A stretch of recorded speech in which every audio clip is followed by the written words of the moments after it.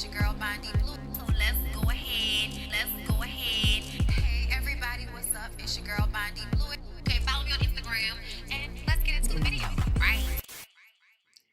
Hey everybody, what's going on? It's your girl BondyBlue and I am back for another reality show review. So in this live, because I do not have a lot of time, y'all know the Ooh Ladies First panel is tonight on Jamie That's Me's channel. So make sure that you are subscribed to my girl and that you are subscribed to all of the ladies of Ooh Ladies First panel, me, Jamie, and Niecy Dixon. Okay, you can search us all on YouTube if you ain't know. Okay, we have a show tonight. I'm sure we will get into all of the mess and the foolishness that is going on, okay? And we know there's a lot of foolishness going on, okay? So we've been conversing, and that's going down tonight, 7:30. 7:45-ish. Y'all know we can be late sometimes, but it gives people a time to get there. So we just gonna say 7:30 p.m. Central Time, 8:30 Eastern. Okay, so make sure y'all are in the building for that. So I'm gonna do couples retreat, and then I'm also gonna do College Hill in this live. Make sure y'all like the video. Make sure y'all share it with somebody. Reach out and touch somebody's hand. And on social media, that means share. Okay, share my video. Thank you. And then after this, if you are a member of my channel, you should have received a link by now. Okay, if you are a website member, please check the forum. If you are a YouTube member, please check the community page. If you are a Patreon member, you should have got an email. Okay, but either way, I've sent out links for everybody to come through for the members only live that I'm doing after this, which is a Now That We're Grown. For everybody that is not a member, please don't fret none. All of these Now That We're Grown that I've been doing this week that are members only will be released next week when I am on vacation. So you will get them too. All right? All right. So I feel like we can go ahead and get into it, girl. And honestly, I can't wait to get into the Now That We're Grown because girl, it's underrated. It's underrated. Okay, y'all got notifications? Okay, we're good. So Kendra and Jacques are having the 1000th argument about their relationship. Shamari heard them and came to talk to her. He had a baby on her. She's volatile. She says that she doesn't know if she wants to have kids with him. She was pregnant early on in their relationship. She was a brand new lawyer, and she just felt like that wasn't the right time to have a baby. So we can just assume what happened there. Okay. She says it's not a great idea to have kids with someone that's created so many broken homes. Shamari says, but you married him and you knew about it before you married him. So now it's going to take some introspection, some thought, some meditation, if you will, within yourself to figure out. I'm going to just take it a step further than Shamari. Shamari wants you to figure out whether you truly want to be with him or not and what's going to make you happy. And what I want, okay, well, what I feel like needs to happen is not only do you need to ask yourself, like, what do you want, but you also need to ask yourself, why? Why, Lord? Why did you decide to enter into a marriage with a man that you can't even consider having children with? I feel like those two things are supposed to go together. I feel like if I marry you, I should definitely want to have children with you. I just don't understand. I don't get it. If you felt he wasn't worthy to have a child with him, then I need to understand why you felt he was worthy of marriage. Yeah, Kendra, you really need to figure your own shit out. I know we want to make it about Jacques and Jacques not handling his shit. And don't get me wrong, it's a whole mess over there, and we're gonna get to it. It's a whole mess with Jacques, but Kendra, it's a whole mess with you too, and you need to figure out why. Why? Okay, ask yourself that. What in your childhood, what in your development as a person, what happened in that process for you to enter into a relationship that is some type of circular argument over and over and over again. Make it make sense for us, okay? Y'all, give me 1 second because I really want to see if I can try to close this window a little bit more, okay?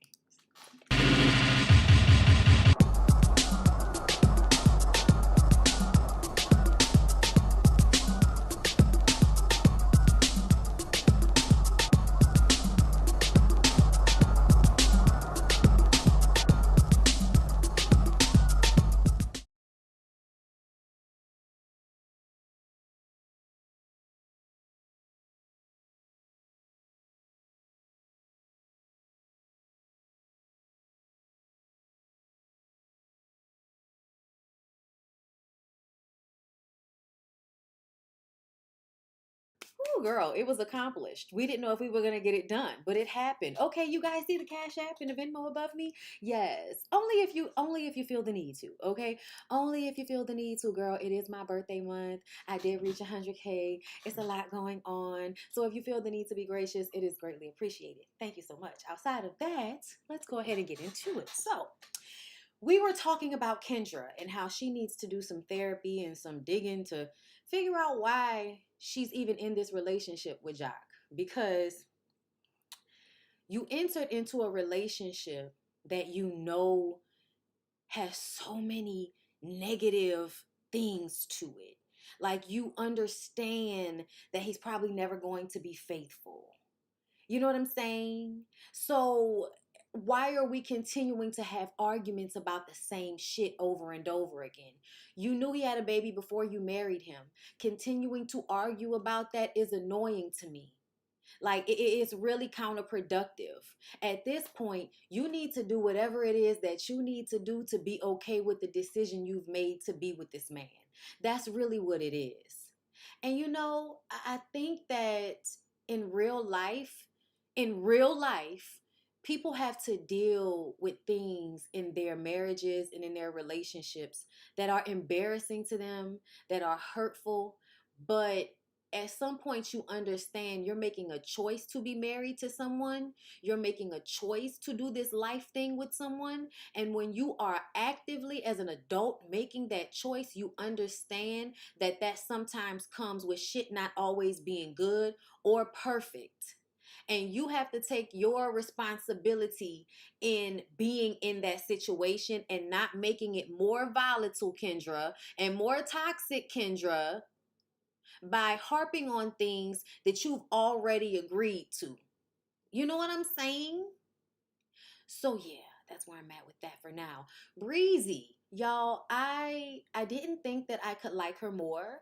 You know what I'm saying? Because you know I love Coop. Um, and then when she was rapping back in the day on Empire, you know what I'm saying, around the time when we first met her, um, I didn't think that, you know, I was gonna be like, oh my God, I would so fuck your fiance. Um, Chris, you know, respect. But she's so everything on this show.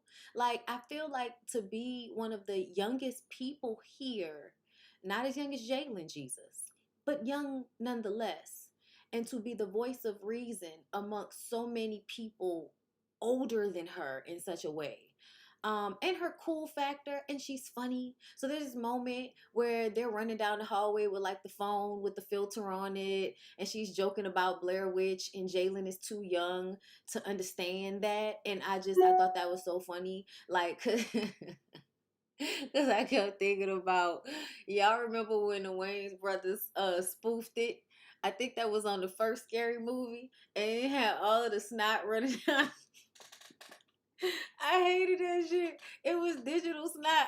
And I had to keep telling myself that it ought not to be so grossed out, but like how close she was to the kid. That shit is always funny to me, bro. Because they really was like this close to the camera. You know what I'm saying? Like, why? Like, why are you that close to the camera? Anyway, y'all, Jalen and Fallon go to talk to AJ. Okay, nam yo yo. I don't know why, but that's just what I felt. He was really upset about the headlines, and Fallon was completely disconnected from his emotions. So AJ wanted to understand, where is that coming from? You know, she asked if he feels safe in this relationship, and he says 100%. I didn't believe it when he said it. But AJ says if you feel 100% safe, then you would feel respected. And you said you don't feel respected. Okay? He says he's 23 and he's paying all the bills for Fallon's kids, his daughter, and Fallon's two sisters.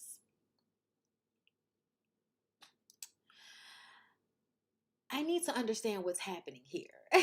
Girl, someone please, in the comments down below, can anyone explain what is happening in the household of Fallon and Jalen? I know they've broken up at this point, but she made it seem like she was taking care of them.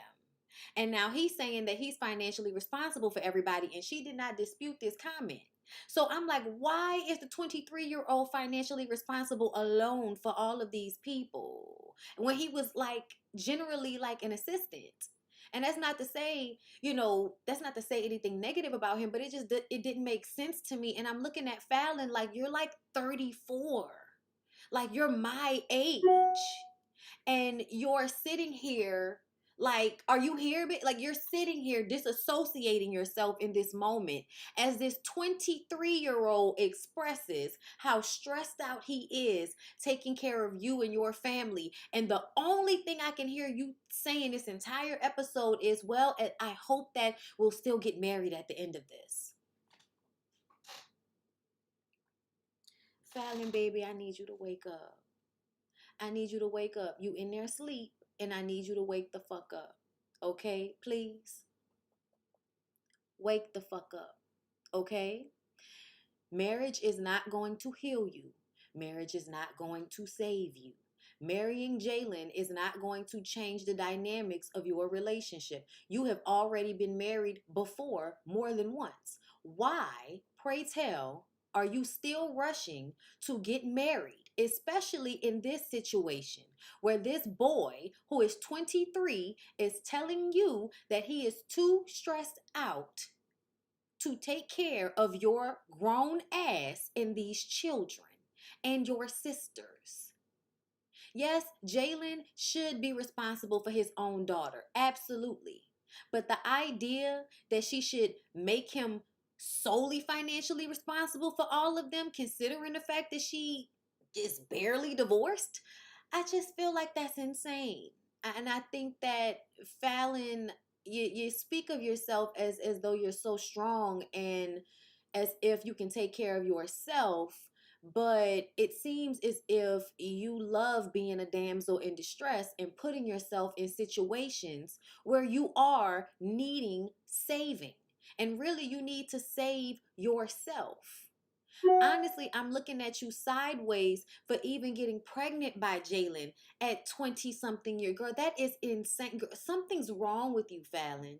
And I'm not saying it like in a disrespectful way, but if you were a man,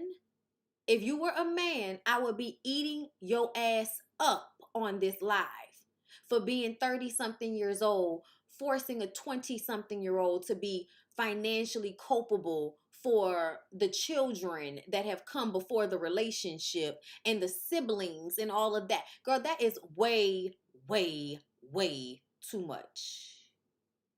You need to handle your own shit. You need to go to therapy. You need to handle your own shit. You need to make sure that your sisters are becoming adults that can take care of themselves. You need to make sure you are focusing on your children, because I really do feel like, as much as you like to put on, like, I'm just at my house with my kids painting.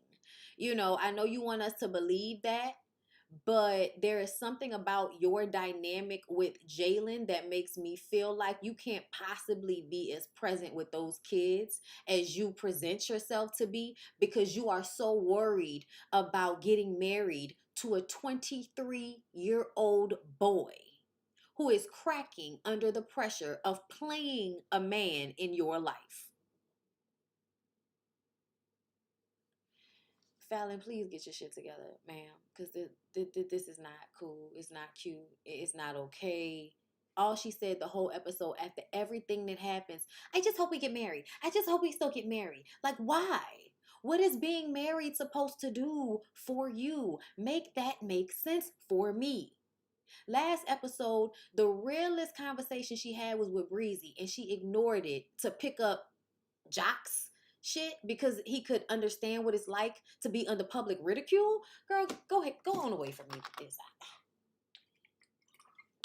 You got my mouth dry. So, oh my God, they do hypnotherapy. Can I share something with you guys? Because we're talking and shit, right?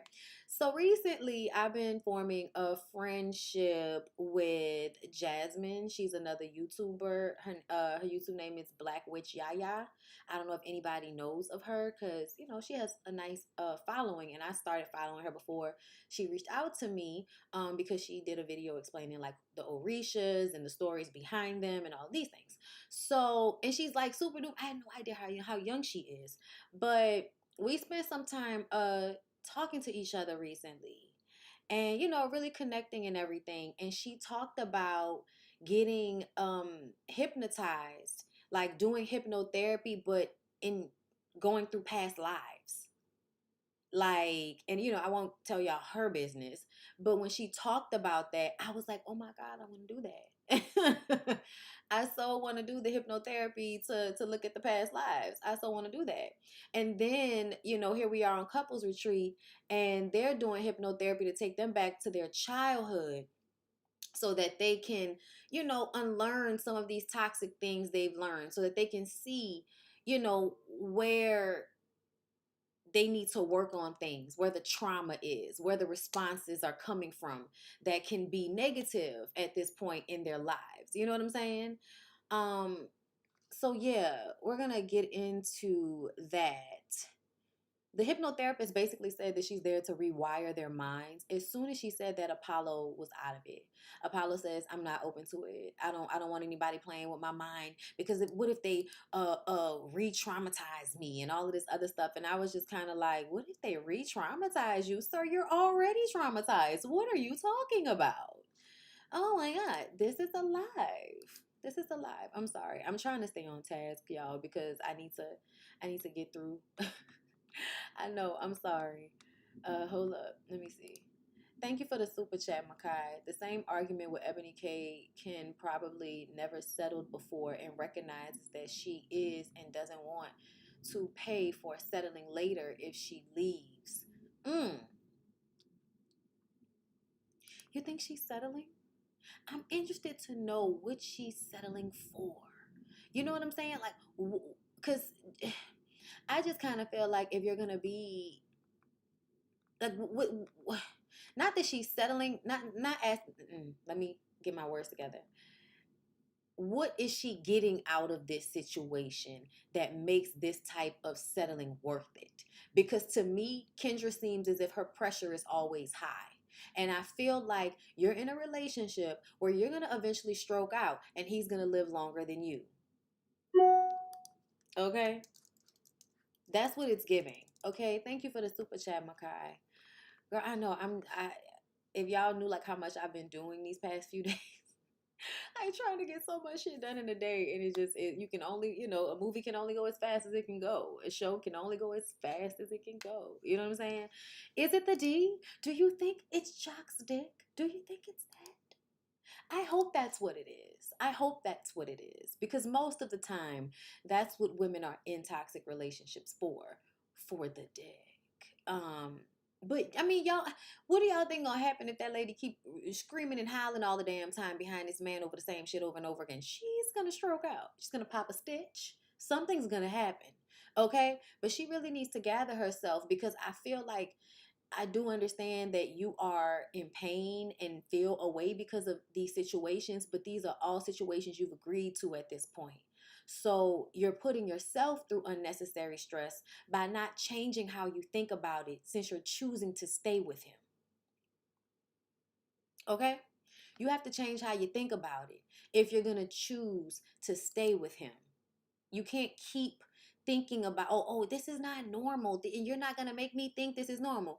Listen, it may not be normal for other people, Kendra, but if you stop feeling embarrassed about everything, are you okay? Meaning that if people didn't know what was going on, would you be happy in your relationship? Because if you would be happy in your relationship with Jacques, if people didn't know what was going on, then I'm gonna need for you to put your walls up around y'all's relationship and just let it be what it is. For real.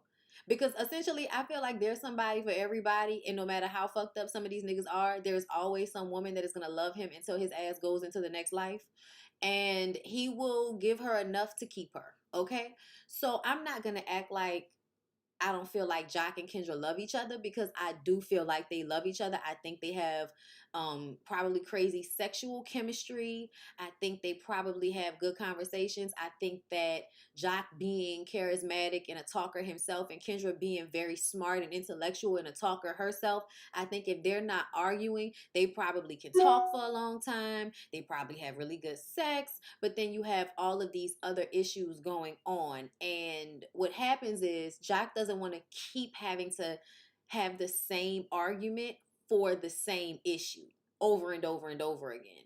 But the thing is, you have to recognize where your reassurance is needed. Kendra also has to recognize where not allowing these things to affect the current space that you're in has to come into play. Because again, you're choosing to stay there. Now, if you don't want to be there, we all know what you should do. Okay, let it go, let it flow, bitch. Tony Braxton, let it go.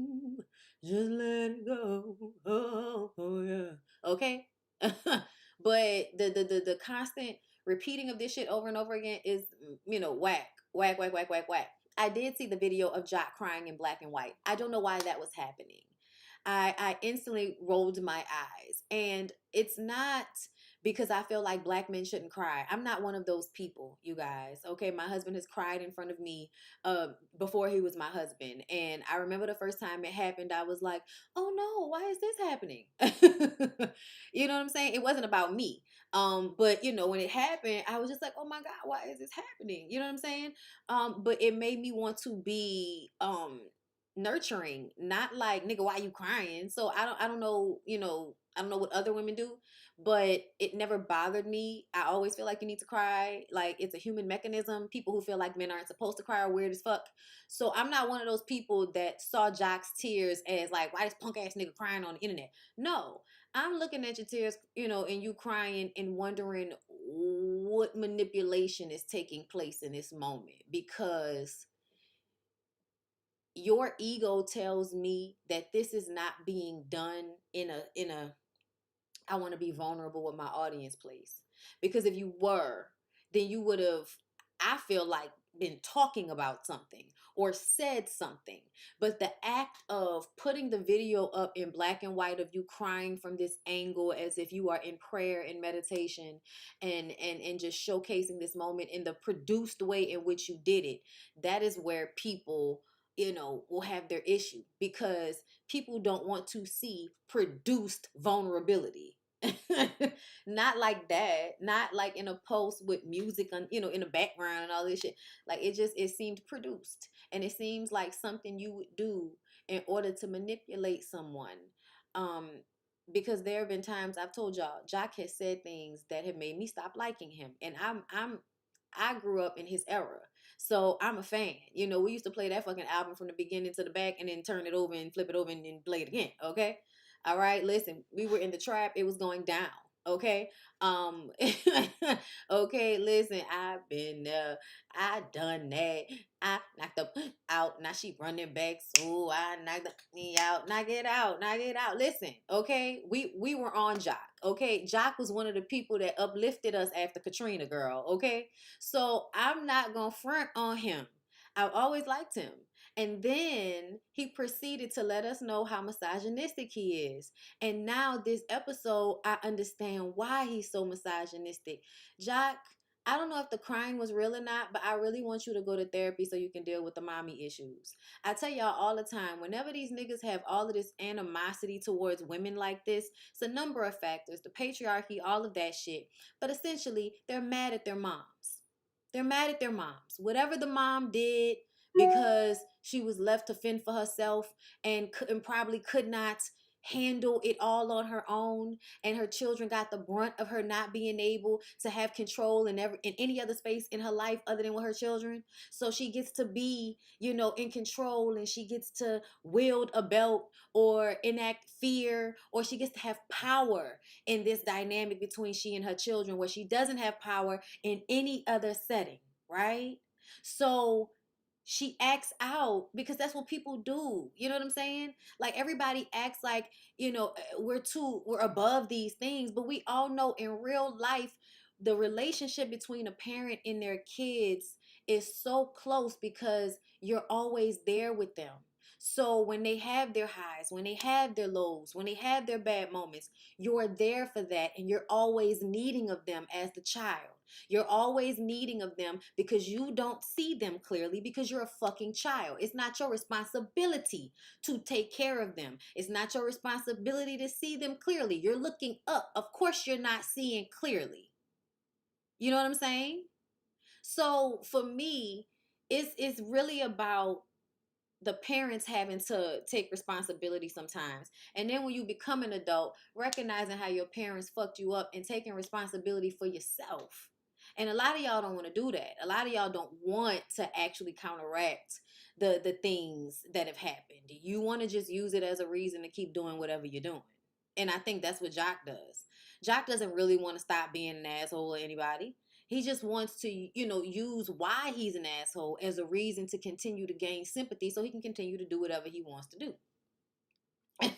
That's how I feel about it, girl. But yes. So the hypnotherapy. Apollo isn't open to it. Fallon wasn't there. Jacques was snoring. Apollo would not let Shireen experience it, kept poking her because he wanted to disrupt her. And I didn't like that at all. And I love the way Breezy called him out about it. Apollo says he's more educated in these matters than Shireen is, and he has to protect his family to make sure that, she was still coherent and here at this point. And Jacques says in a confessional, at this moment, he knows he has to get ready for Apollo acting an ass. He don't know when it's going to happen, but he wants to be there front row so he can see. And this is like the moment for me because I have a thing. I feel like in this society, everybody knows the truth, but men like to collectively decide to lie about the truth of situations to keep being able to oppress women, right? That's why they are bullies to men who speak up and say the truth of the matter, because you're not supposed to do that. Keep the lie alive. Remember on Martin, Keep the Lie Alive? Martin is one of the most misogynistic fucking shows ever created. Now that I'm an adult and I watch that shit, it's crazy how some of them episodes I be like, I can't even watch this. Like, nigga making me mad. Okay? But it definitely is keep the lie alive type of thing here, And I think that Apollo's mindset is like that. Keep the lie alive. All of the men have to agree to this bullshit in order for the women to be questioning themselves all the time. Like, this doesn't feel right. This doesn't feel like this is okay. It doesn't feel good. It's not okay if I do it to him. But we're in this society where he gets to just do all of these things, and I have to be forgiving of it. I have to be understanding of it. But I can't move this same way. And so I definitely see that dynamic with the men, circling back, because Jacques recognizes that Apollo is fucked up, right? But you're not going to do anything about it. You're not going to say anything. And then when given an opportunity to defend him, you probably will. Even though you know he's fucked up and you clocked it off rip, because as a man, you know what you're looking at just as much as women know what they're looking at. So this is when I'm talking about how men like to keep the lie alive, even though they be clocking shit faster than women a lot of the times. That's why I like shout out to my cousin and certain men like my cousin Jermaine, because they'll be the person to pick that shit up and they'll tell people around. They'll tell women around, hey, don't leave your drink around that nigga. You know what I'm saying? Watch out for this one over here. Watch out for that one over there. Can pick it up. And so I feel like, this camaraderie with the men to pull the wool over the women's eyes is just so nefarious to me on some level. But we're all gonna act like that's not what's happening. We're gonna act like it's not what's happening. But it's nefarious when you think about it, because it's like all the men are like, keep the lie alive, make the bitches feel like they're crazy. Tell me I'm wrong. Okay, doesn't it feel like even social media, like the Blueface and Krishan shit? Anybody with sense that's watching that is like, have I lost my mind? What is wrong with y'all? No, there's nothing wrong with me and all of us sane people that don't understand why we're seeing this toxicity take place on social media every fucking day for the past what 2 years? I don't know, but it's annoying as hell. But we all see it. But the energy is, oh, we're gonna act like this is okay. Act like what this man is doing is fine, because we all want to be able to do these things at different levels to our women. So we got to keep the lie alive. It's really fucked up. I hate it. I hate it. Okay, so y'all, the male therapist, what's his name? Kevin? Is that his name? Y'all correct me before I start.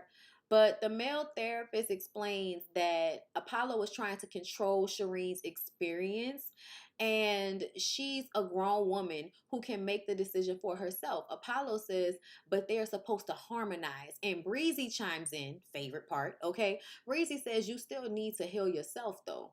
And Apollo obviously must have a fear of how Shireen would come out on the other side of her meditation or her healing, maybe not wanting him. And he says, he's not worried about that. She was like, you don't want to admit it, but obviously you are. Tony. Okay, Tony Gaskins. Thank you so much. I need to put that in my notes because I forgot, and then I didn't have it in my notes last time, so I couldn't remember what his name was. Thank y'all. So I appreciate Tony for calling a thing a thing. I appreciate Breezy for, doubling down on that and pointing out that it's even deeper, that you don't want Shireen to be better because Shireen may want better than you if she is better. So it's best to keep her low. It's best to keep her off kilter. It's best to keep her doubting herself. It's best to keep her in an insecure place so you can control the dynamic. And see that right there, y'all, I don't care what nobody say, that is something that men do on this like gross huge level. Like every man that I have ever met in my life has practiced this in some form. Okay, in some form. Even the slightest thing, we're not, we talked about it before, not wanting to give you compliments because they don't want your head to get big. The idea that you have to work for love, that you have to struggle for it, that you have to prove something in order to be treated well. Like all of girl, it's a overall energy, and everybody acts like it's not there, but it's a definite like overall energy to me that I've experienced across the board with men. Constantly this need to humble women because of what they feel are their own inadequacies. Honestly, like it always feels like you want to make the woman feel small because you feel small. Honestly, women clock it quickly as well. We are just conditioned to ignore and accept it. This is true. This is true. Um, Child, listen. Them episodes of Martin or something else. We're gonna have a conversation about that one time. That's definitely in the works for so don't fret now. We're gonna do that. Cause I had noticed that a while back. I was like, I can't really watch this the same no more. Like somebody put it on Living Single. Anyway, so yeah, Breezy checked him. And Shireen points out that him saying that he knows more than her was also degrading. Like she can't trust her own decision making. And he apologized if that was disrespectful to her. And Breezy was like, if he was being real, in the comments, if he was being honest, great, good for them. But if not, round and round we go. Okay, round and round we up. Round and round we up. Sorry, y'all. Make sure y'all like the video. 400 people in the room. Make sure y'all like the video. Share the video. So Breezy talks to Jalen. And Jalen explains that AJ said they aren't in the right space for marriage, and that really upset Fallon. He says if they don't take a break, their relationship may not make it. Breezy says he needs to be himself, and if Fallon can't support him in whatever he needs to do for himself, then he has to be okay with letting her go, and I agree. Fat Boy and Tiana got into some disturbing argument off camera, and everybody was giving their, opinions about it. Tiana doesn't understand why he has to talk to her crazy in front of people. So Apollo has him over to his room and they have a conversation because they have this in common. When they get upset, they talk to their women like they're insane. Fat Boy says that he showed his wife a DM immediately once he got it from this girl, and she DM'd the girl back, and the girl said something to Tiana, and he was like, well, let me see. And he ended up calling Tiana stupid, and they were on the elevator in front of other people, and Apollo, I believe, was there. And so she felt like, you know, I hate the way he said that. He says she felt like she was being embarrassed, as if it wasn't really embarrassing, but that's what was going on in her mind. And Apollo at some point had to say to him, we don't like being sunned and talk too crazy either. So it doesn't make sense for you to sit here and act like what you did wouldn't have been disrespectful if she had done it to you. Okay? So I did appreciate, because a lot of the shit that Apollo's saying was very real and honest, but it felt disingenuous to me. And it felt even more fucked up when Shireen sits down with him and is like, that's cute that you want to, give somebody else advice and help somebody else. But I would have appreciated more if you would have focused on our situation and how you disrespected me during our, little situation. You know what I'm saying? Like, I felt disrespected. And instead of worrying about our situation, you calling this little boy to the room so you can give him advice on how to control his anger. Like, really? Really? Like, I was on Shireen's side when she was talking about that. Also, when he offered to rub her feet, she was like, no, you ain't got to do all this extra stuff. Just, do it right here. I just want to see you. And he was like, look, you want it done or you don't want it done. And it's just kind of like, why do you have to make the moment contentious? And it's because you have to control it. It's like, relax, dude. Like, fucking relax. But you don't want to, right? You don't want to really relax. That's the problem, because you have to be in control all the time. Yeah, I don't. Let me tell you something. Shireen and Apollo's relationship seems abusive to me, and I don't even have any real evidence to tell y'all why. But I'm gonna just say right now, what bothers me is the fact that y'all have been in this relationship for 9 years. The most romantic thing to ever take place in that relationship, by Apollo's own word, was you sitting outside the jail for overnight so that you could see him the next day. You were going above and beyond in a way that he would not have done. So to me, Apollo was thinking in his mind, damn, this bitch crazy. I would have never done no shit like that. So even though that made him want to be with you because he saw how crazy you were about him and he's attracted to you, so that was cool for him. But essentially, in his mind, he doesn't trust your decision making skills, Shireen, because that's some crazy shit that he wouldn't have even done. Duh. And then he married you the Friday before y'all came on the show, and then has the audacity to use this marriage as a way to act as if he has a right to tell you what to do on the show. Whoever sent me the PayPal, thank you. Thank you so much. I I was really floored because I was just like, Apollo, you're so manipulative and narcissistic. And I feel like Shireen must be a special type of crazy to still be in one piece in that relationship with him. Because to me, he's the type to pick at you out of nowhere, like in sensitive moments. Like, he's the one, well, if you would have just listened to me when you're crying or something like that. Like, nigga, what? You know what I'm saying? Like, I'm just saying, y'all. And then also, I'm probably having some, like, memory in the back of my head of the shit that happened between he and Phaedra, because I absolutely feel like he was abusive to Phaedra. And, maybe not physically, but, y'all, abuse doesn't just mean hitting somebody. Abuse means that you are, like, willfully and, like, with knowledge in the moment hurting someone, and you do it often enough to create a pattern. That's what I feel like. Okay. You may regret it later, but you still do it in abuse. Okay. And I feel like that controlling thing, the way he talks to her, uh, degrading her, that embarrassing women in front of other people. Men love doing that type of shit to bring a woman down. And that's what I'm saying. Like that constant humbling of women in these relationships is so problematic to me, because it's like, why do you have to humble somebody that's already getting on their knees to see eye level with you? I'm going to say it again. Why do you need to degrade somebody that is getting on their knees to see eye level with you? Make it make sense. Oh, Lord. Thank you so much, TMC Flam, for the super chat. I wonder if Apollo married her right before the show started to ensure she stayed with him, whatever, despite changes she experienced in the process. Probably. Probably. Knowing that she needed change, knowing that he, probably has done a lot of damage to her in his time, made a lot of promises that he did not come through on, you know. Thank you, DGF 627 for the PayPal. Thank you so much. So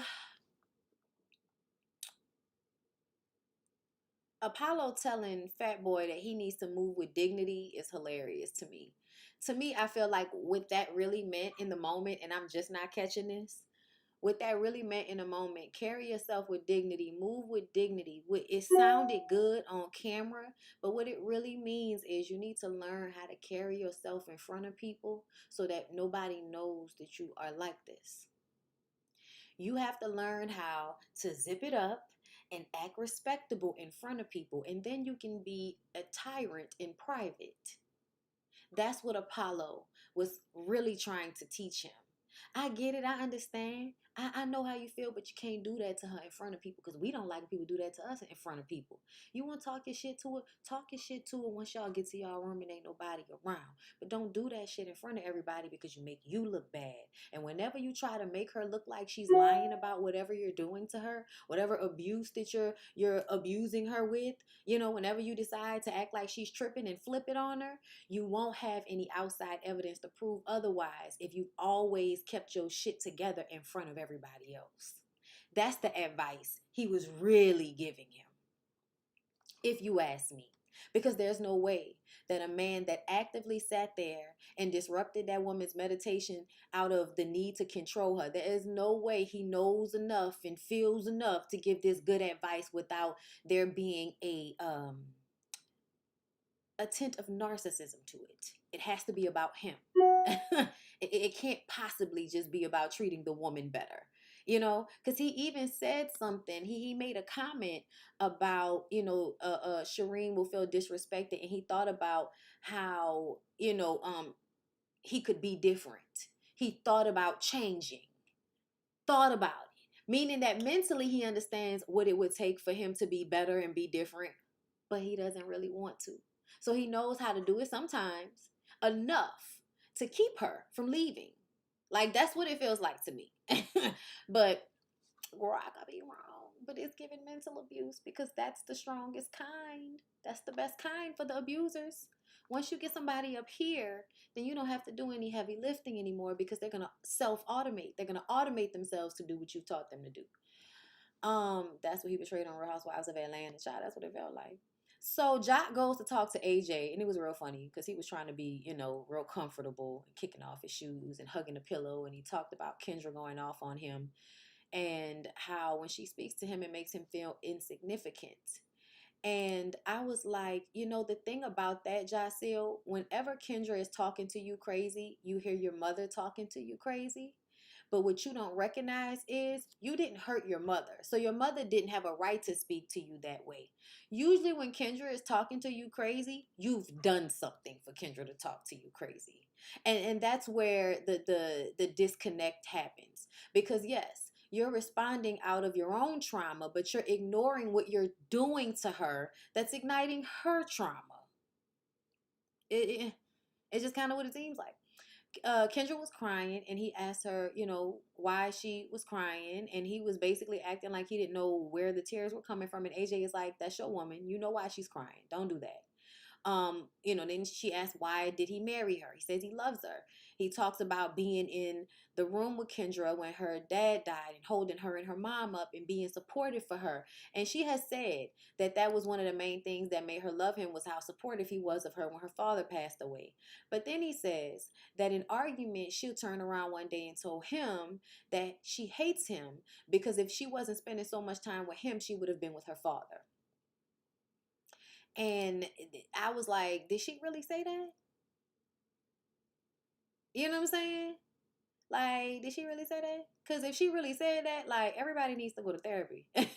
Everybody needs to be talking to somebody once or twice a week at this point, because that's crazy that she would even say that to him and then pump fake in front of everybody and act like that's one of the things that she loved about him, was how he helped her in that process, versus the fact that you really resent him because you feel like your relationship with him took you away from your father. Also, I feel like that's not about him. You made a decision to be with that man and you're an adult at the end of the day. And it doesn't matter how much time you would have spent with him, your dad would have still passed away and the pain would have still been the same. So you need to deal with that, because that's a you problem. That's not a Jacques problem.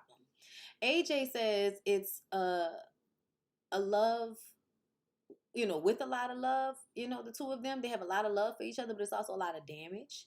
He admits him having the child on her, is a valid reason for her distress. And I'm sure that it's hard to get over something that is, running concurrently.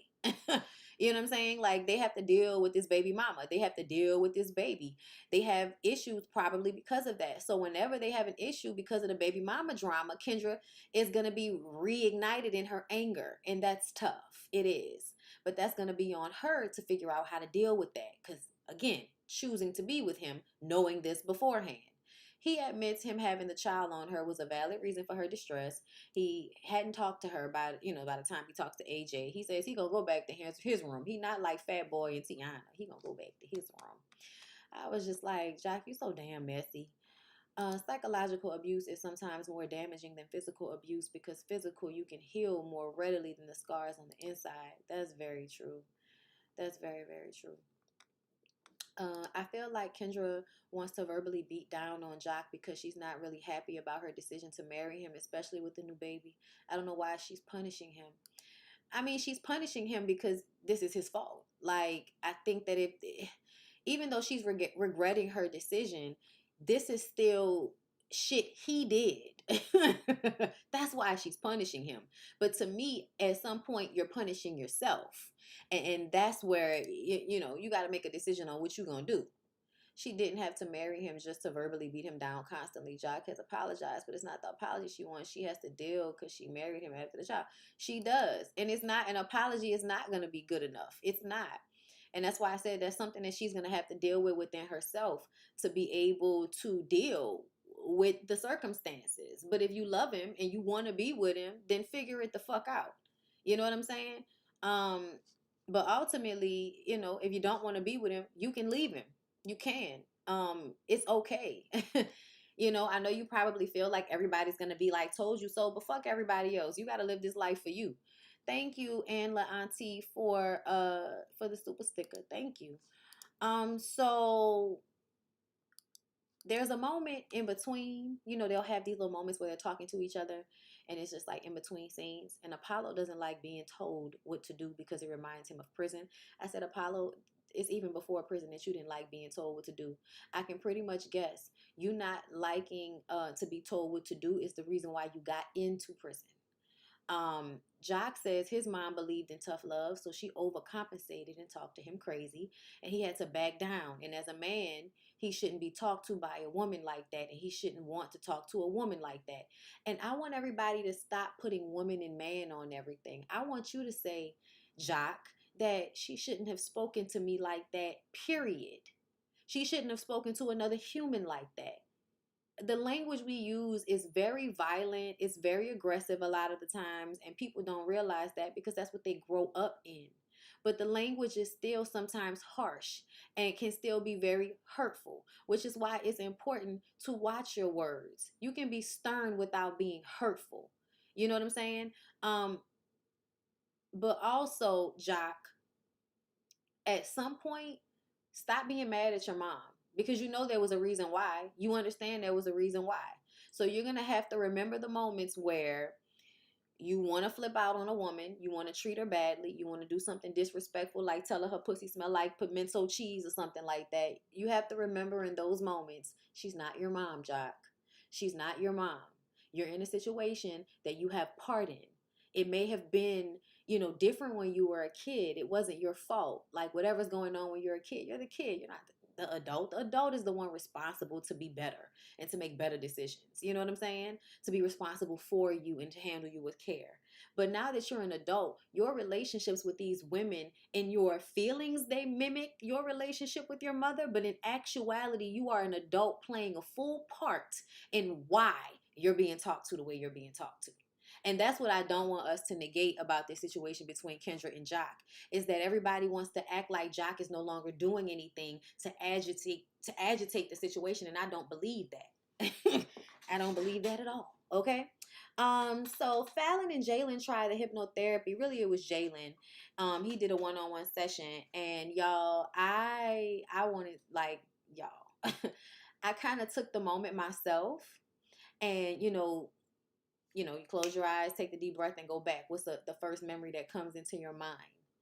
And he saw, himself being 5 years old and his mom being hit. And y'all, I hated that for myself because I went back to the old orange floral wallpaper that used to be in our kitchen. And for some reason, and I'm teetering on this because I was so young, I feel like I was very, very young.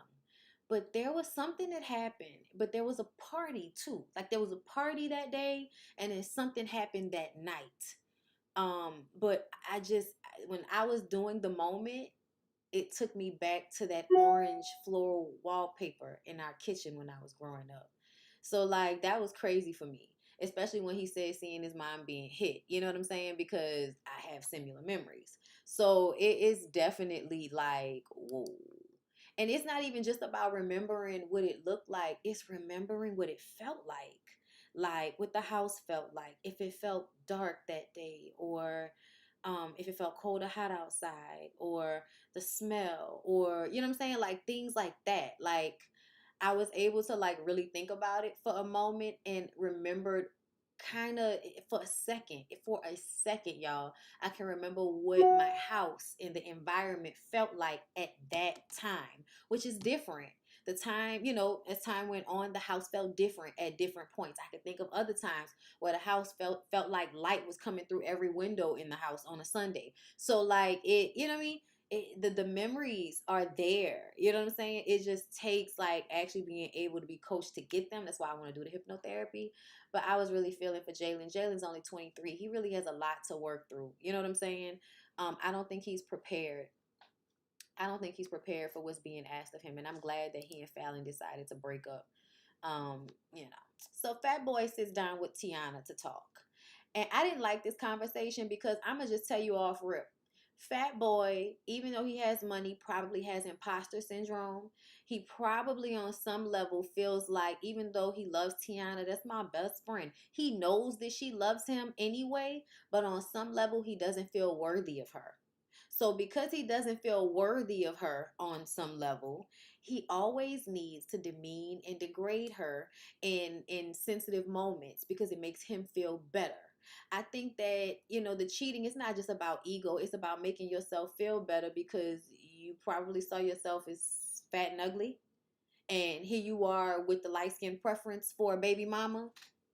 And so you have to make her feel bad about herself in one way or another. You got to talk to her, call her stupid. You have to make her feel bad about herself so that she will be on the same level as you because you don't feel worthy of her because you have low self-esteem. And we know you have low self-esteem because of the way you look, your skin tone, and you being fat. You working on being fat, you working out, that's great for you. You know what I'm saying? If that's a self-esteem issue for you. But I also know it comes from your skin tone as well because I can remember you having colorist conversations about why you wanted to have babies with Tiana and all of this type of shit. So yeah, it's absolutely giving. I'm one of those black men that don't like being black, that don't like looking the way I look, but I can't let everybody know that. So I show it in the way that I treat my girl because I know I'm not really worthy of her in real life. If I had this money, she may not even want me anymore. And so I have to make her feel small to keep her here. Because if she feels too big, if she ever figures out or sees me for who I am, then she won't want to be with me. Then I'll be alone. I'll have all these women to fuck, but nobody's gonna really love me. Not like this, not like our relationship. That's probably what he goes through in his mind. I also feel like one of the things he kept saying was, controlling his anger. And I keep telling y'all that's one of the main issues that a lot of men have. And it's because they're not raised, trained, or socialized to control anger. They are socialized to express anger because it makes them look like a man. So when you have all of these grown men that don't know how to handle angry emotions without getting violent or aggressive, surprise! Like, duh, bitch. Anyway, she feels like he cheated previously. So if you cheated in the DMs before, I don't know why I should believe you now. Why would I believe that you're not cheating on me now? Before, when you said it was nothing, it was always something. And then we also found out that he met her through the DMs. So their relationship started out in the DMs. So yeah, it is definitely probably possible that you still cheating on her, especially when you throw out there that y'all are public figures and people are always going to try to tear y'all down. Whenever you say somebody trying to tear you down, I'm like, you're lying. You're lying. You're lying. You're trying to make somebody feel bad for you. You're trying to use a scapegoat. You use your fame as a scapegoat, just like niggas use being black as a scapegoat because they don't want to be responsible or accountable for their behavior. I really wish a lot of you men would just admit that you don't want to be in monogamous relationships and stop with the bullshit. And women, if you want to continue to be in relationships with these men, even though they don't want to be in monogamous relationships, you have decisions to make. You have decisions to make. You have choices. But staying in these relationships just so y'all can go through the I hate you, I love you, Jody thing, girl, you gonna look old real fast. You gonna look old real fast, okay? But if he beats her down, he'll destroy her self-esteem, so she'll stay. Yeah, he's still cheating. Child, I bet. Yes, you did make it before College Hill. We're about to get into College Hill right now. Okay. Kendra probably felt like she was getting to the age where she's too old to just not be getting married. People get married at all ages. It's like she's angry because she's mad at herself. I think she's mad at herself as well. But it's almost like, girl, get over it. Get over it. You can leave. You're a lawyer. Draw up the papers. Okay. Um, but make a decision because your anger is just stressing all of me and my homegirls out. Is his mom still alive? Can they do therapy together or is something he can heal? I don't know, but I wish he would and stop getting online crying to us. Go cry to your mom and a therapist. Like, go yell at your mother if she's the one that hurt you. Not saying it's right to do so, but Kendra shouldn't be on the receiving end of hate of his mother. But she is, all women, all of the women are. Like, the way Jacques has gone around having babies and just disregarding these women, the way he's been so cavalier about having children and all of that is an act of aggression. I don't care what anybody says. Nick Cannon, same thing. It's an act of aggression.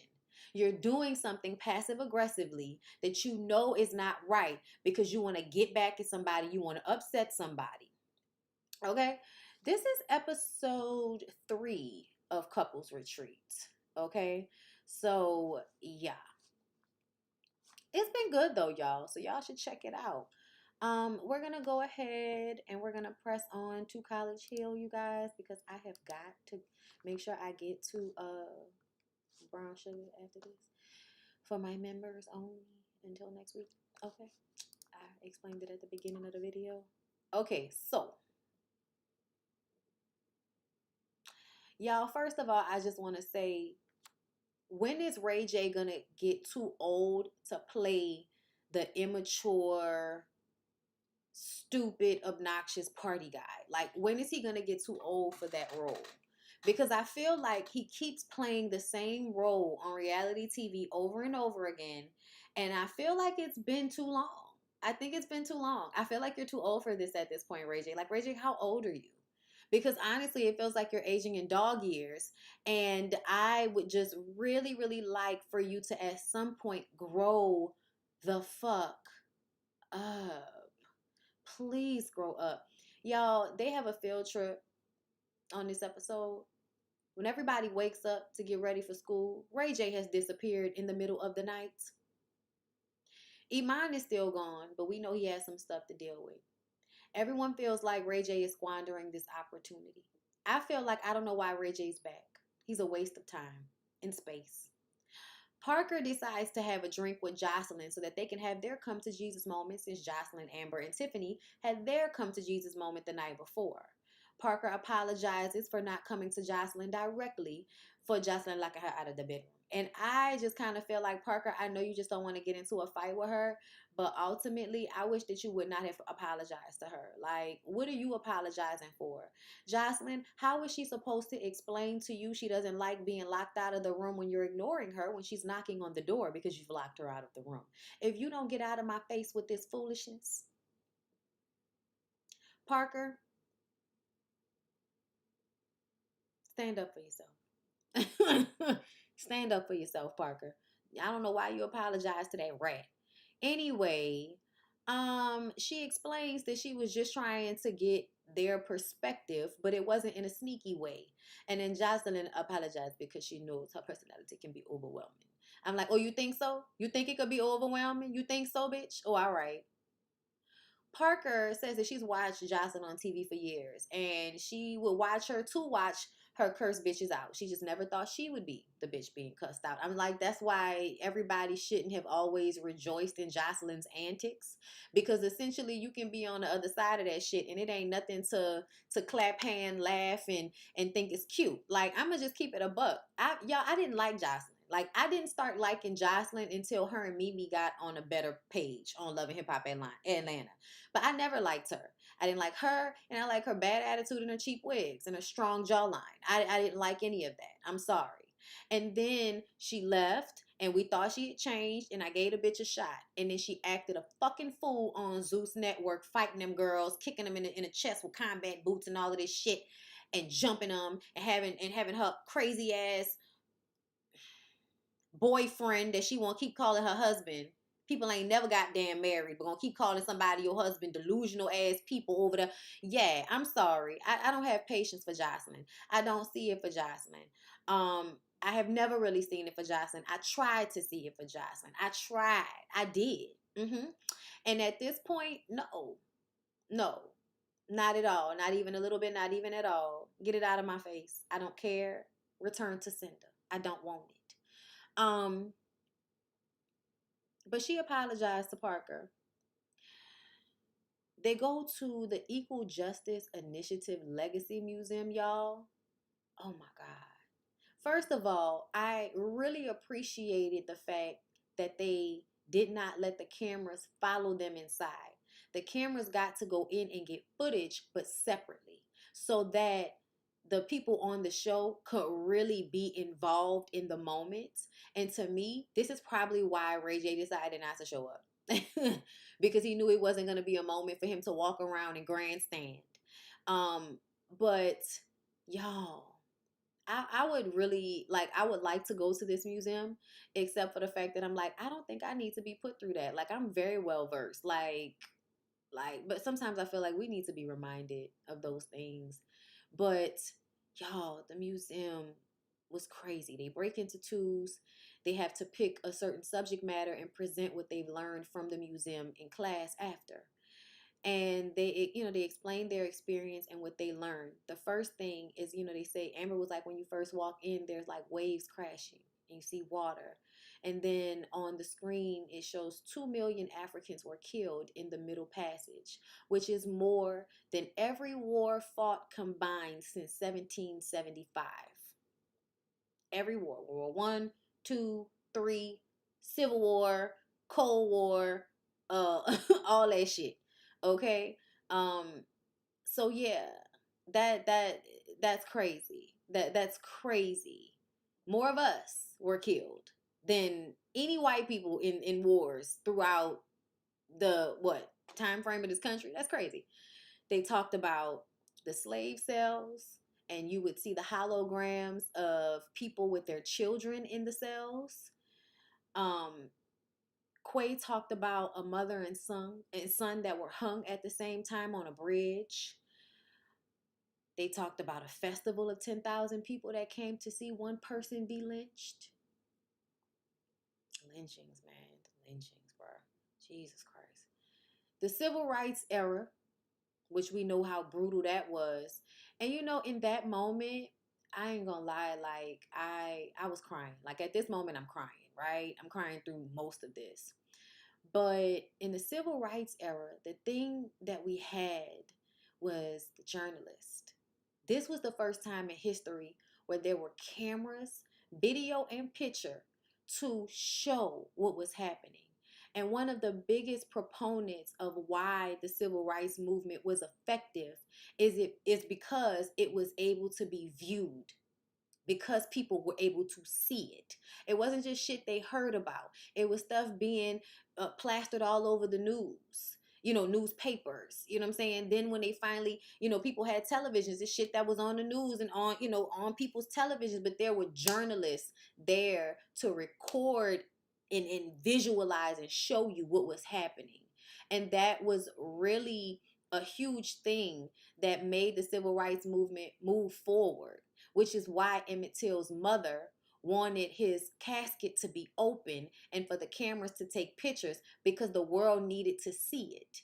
And that is essentially, that is what got us out of a certain space.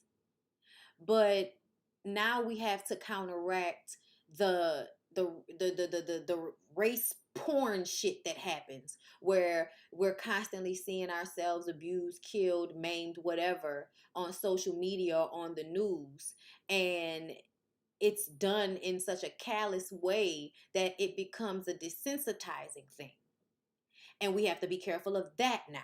So it's so many proponents to it. And it also made me think about the time that I had to be, a fucking cameraman, and we were trying to take them down NOLA, trying to get the Confederate monuments taken down in the city. And this is when they took down Lee Circle. They took the monument of General Lee off of Lee Circle in New Orleans, where I'm from, where I live. And there's this huge group of MAGA, White Lives Matter, Confederate flag flying people, and they don't even live here, but they're here to argue with the people who do live here about taking down these monuments. The most insane shit. Okay? Black torture porn. Yes. And so there's a fight that breaks out. Like it was some of my best work. But I remember that moment because fucking ads. I remember that moment because y'all, I saw these people fighting. I had been so aggravated and frustrated with having to interview these people and get their ignorant perspective on some shit that really had nothing to do with them. They don't even live here. The black people that live here shouldn't have to drive around and see monuments of the people that were fighting to keep them enslaved. Like, and everybody, especially once we found out that a lot of those monuments were put up in the 50s and the 60s when they were integrating the schools. So it was specifically done to oppress the black people. Like y'all don't realize the mind shit, like the mind games that are being played in the way things happen in this country, down to creating monuments in order to impose white supremacy onto the black kids that are now being segregated into integrated into the school systems. So once we find out all of this, now it's like, nah, take this shit down. Like, we live here. Take this shit down. And then all these people come and they want to fight. And I remember standing at the top of the steps on the monument, and there's this shot that I got. One side, the people with the Confederate flags are screaming, screaming, screaming, and it looks like it's all of these people, y'all. And then all of a sudden, you see the Take 'em Down NOLA people, which is a mixture of every type of, racial makeup, the LGBTQ people, like everybody in New Orleans that is, on the liberal side of social justice issues, is marching down the street towards this monument, towards these outsiders. And it was the craziest shit because the group from Take 'em Down NOLA was so much larger than the group of people coming to fight to keep the Confederate monuments. And I remember in that moment feeling like, wow, like I was so proud. And just being there and in that moment and seeing that, I will never forget it. I will never forget it. And it will always be something that reminds me that it is best for us to do these things together. It's best for us to come to a common understanding together. You know what I'm saying? I'm pro black all day, y'all. But when it all brought down to it, it took a whole bunch of different type of people in order to get some of the shit done that needed to get done. You know what I'm saying? So hearing them talk about this, it definitely put me back in certain spaces. Watching it all, like I was just boohoo crying, y'all, just boohoo crying throughout the whole thing. um then they get into the mass incarceration thing, all these people on the wall, holding the signs. If you're a black person, you're just getting arrested, and put in jail because it's legal slavery.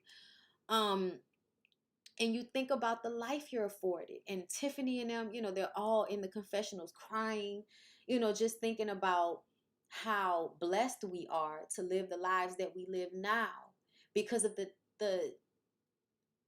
fucked up things that people went through to get us here. And I can remember it was such a crazy thing.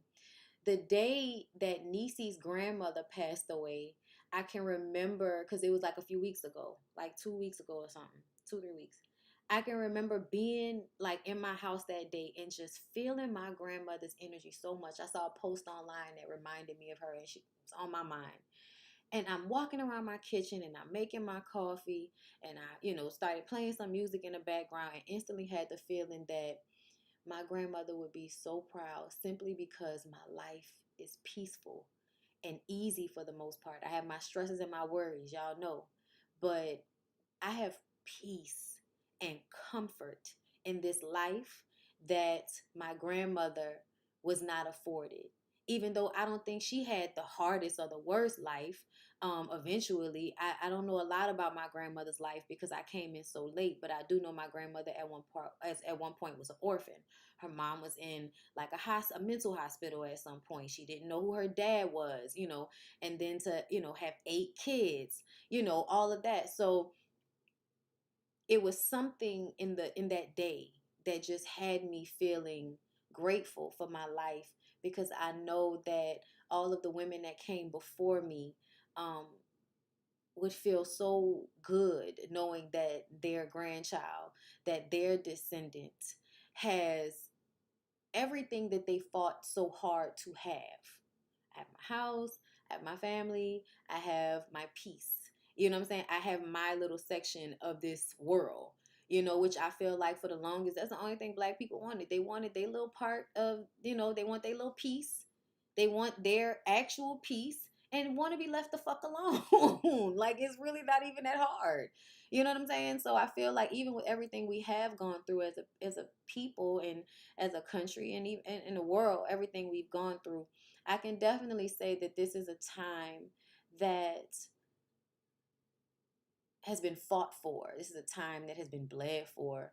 And we should absolutely always remember and be grateful that we are in a much better space than our grandmothers and our great grandmothers were. We have access to more.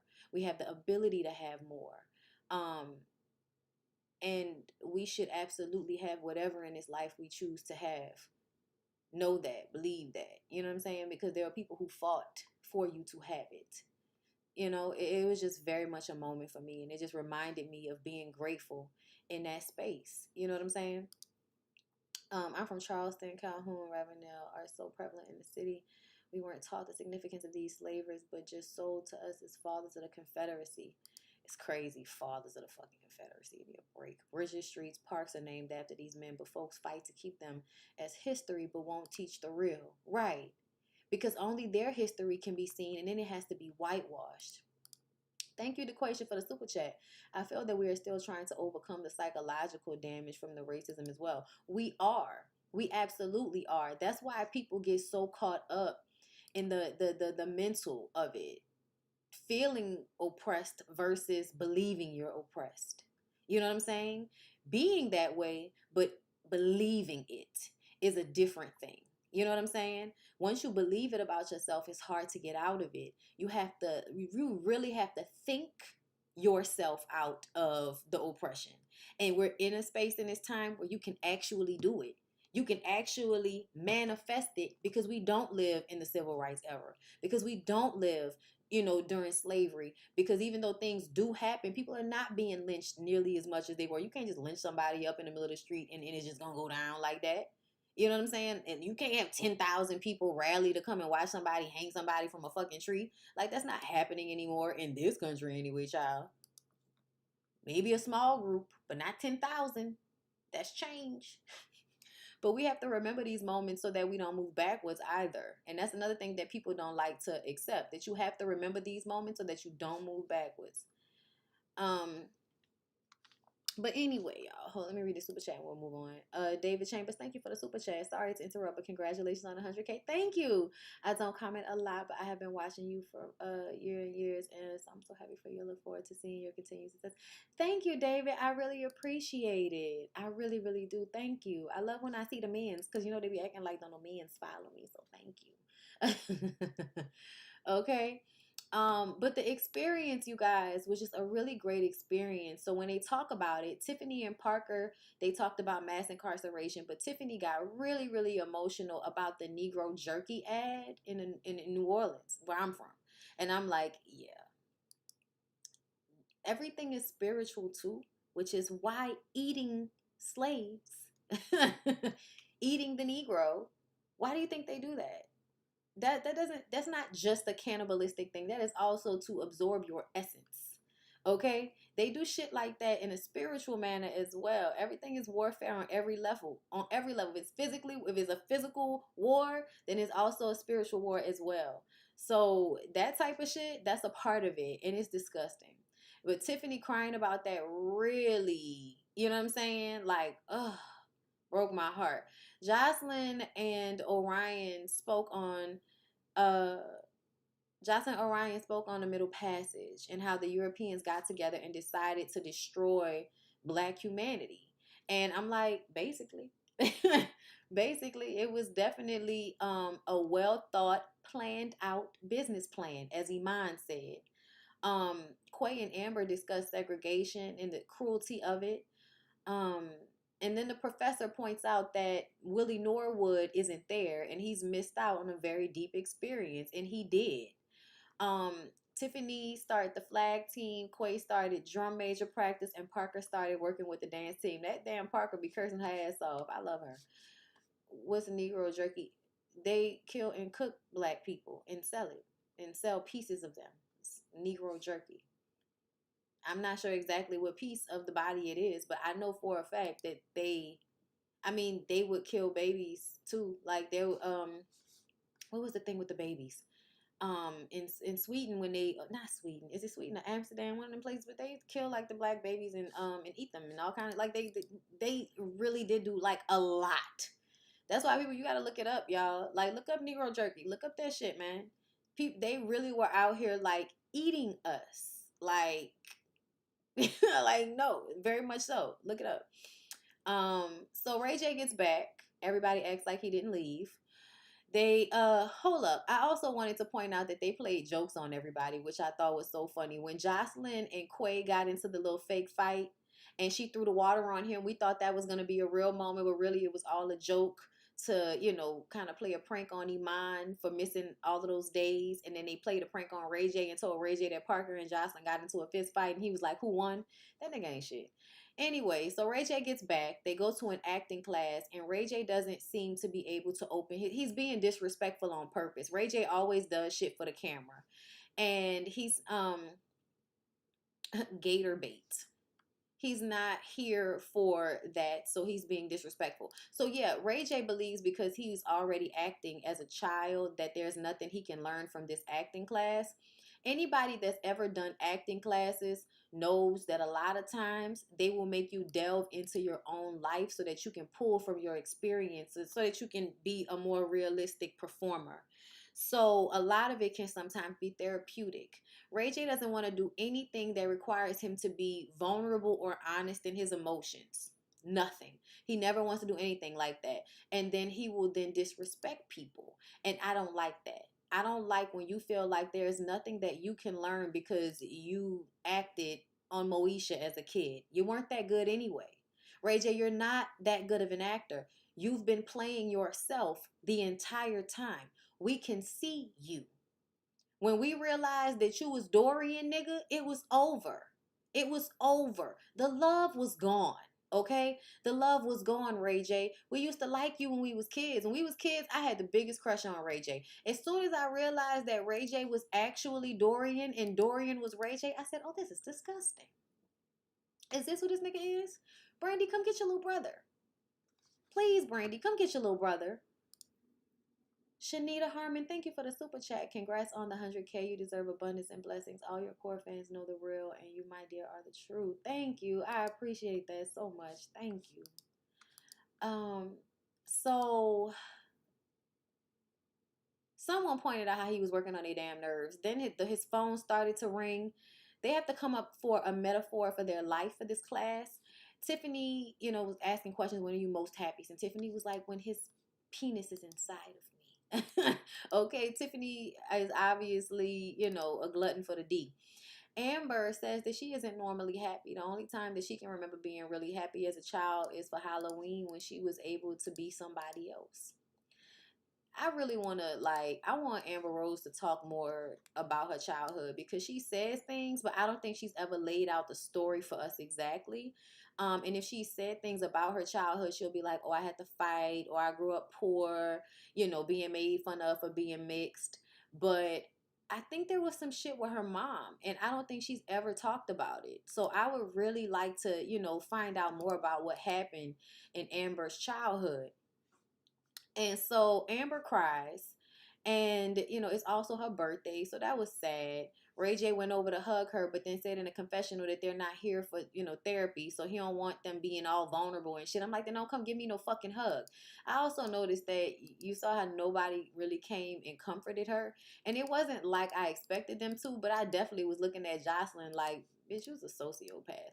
Ray says that he was in SAG before he could drive a car, so he views this acting class as pedaling backwards. When they go home, everybody throws Amber a birthday party. Jocelyn sent her flowers, calling her a spooky lady. It was sweet. Ballistics comes to join them. She had to make sure she let everybody know her husband would come in so that she could, so she can get the dick because she needed a dick. Okay, my husband coming so I could get the dick. She's still calling him her husband even though they are not married. As far as I know, they are not married. Jocelyn kisses him all nasty. Okay, all in them out in front of everybody. And he brought liquor for them and everybody started partying. It seemed like it was a really good time. But Amber was like, she appreciated the party, but at the same time, she didn't need for everybody to get drunk, okay, before class on a school night, okay? So the next day when everybody, is trying to get ready for class, Jocelyn, Tiffany, and Ray J don't get up. So Amber, Quay, Orion, Amon, and Parker go to French class for the first time. Amon is really good at mimicking the accent, the French accent. Je m'appelle comment? Okay, listen. tout, tout, tout t'appelles comment? Tout t'appelles comment? Okay, I'm trying to remember my French. I took French class too. Okay, tout à l'heure. Iman enjoyed French class. Quay, not so much. They go to acting class again. Ray J is still sleeping at home. Jocelyn says she just didn't feel like it. She needed the rest. So she stayed in. They get up, they get some food, they go back to sleep. Tiffany is actually pretending to be sick at the beginning of the day, but eventually gets her makeup done and wakes up. Everybody's just hungover and old. We know what it is.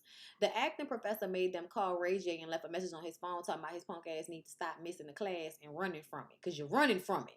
Okay, I was like, all right, professor, gather him, get him together. Parker says this is a story of the model students versus the degenerates. I said, not the degenerates. That's when it's giving, though. It's absolutely giving degeneracy.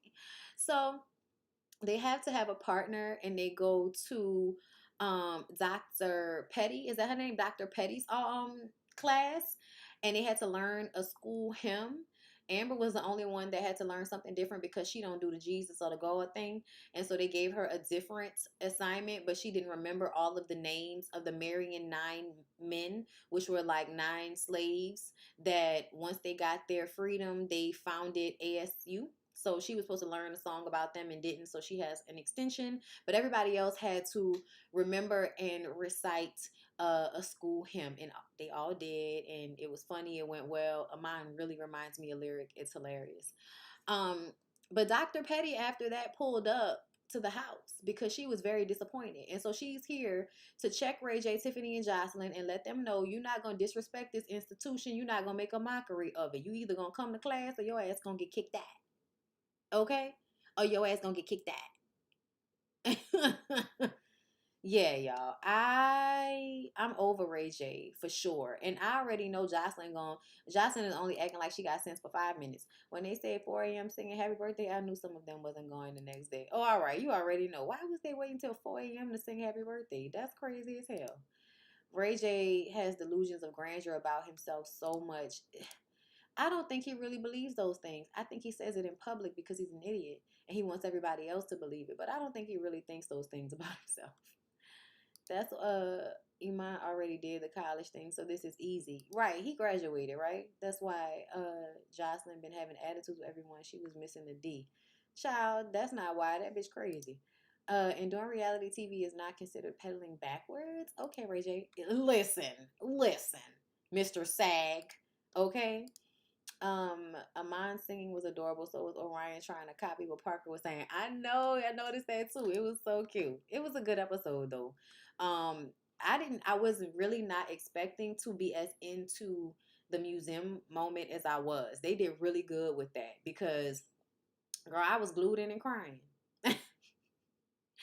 So y'all make sure y'all like the video. Make sure y'all check out those shows. I hope y'all enjoyed the conversation.